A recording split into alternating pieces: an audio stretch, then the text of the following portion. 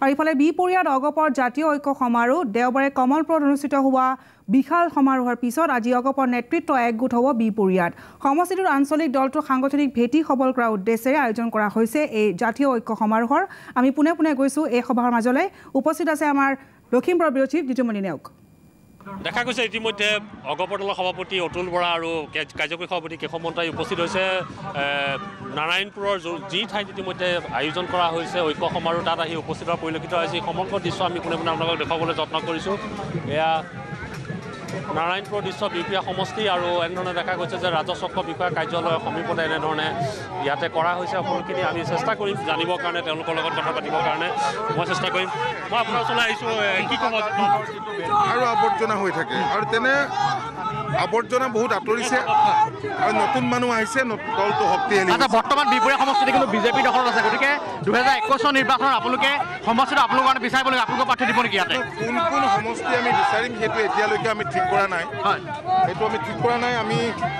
পৰ্যবেক্ষণ কৰিছোঁ ৰাজ্যখনৰ বিভিন্ন প্ৰান্তলৈ নিজেও গৈছোঁ দলৰ কৰ্মী গৈছে আমি চাৰ্ভে কৰি আছোঁ গতিকে দেখা যাওক আপোনাৰ সভাপতি নগৰী মই এটা কথা আপোনাৰ পৰা জানিব বিচাৰিছোঁ যে উত্তৰ পাৰত আপোনালোকৰ ৰাজনীতি কি হ'ব এবাৰ চাওক উত্তৰ পাৰত আমি বিপুল সঁহাৰি ব্যাপক সঁহাৰি ৰাইজৰ পৰা আমি লাভ কৰিছোঁ আপোনালোকে নিজেও দেখিছে আমি ধেমাজি গৈছোঁ ঢকুৱাখানা গৈছোঁ লখিমপুৰ গৈছোঁ নাওবৈচা গৈছোঁ বিপুৰীয়া গৈছোঁ বিশ্বনাথ গৈছোঁ যলৈকে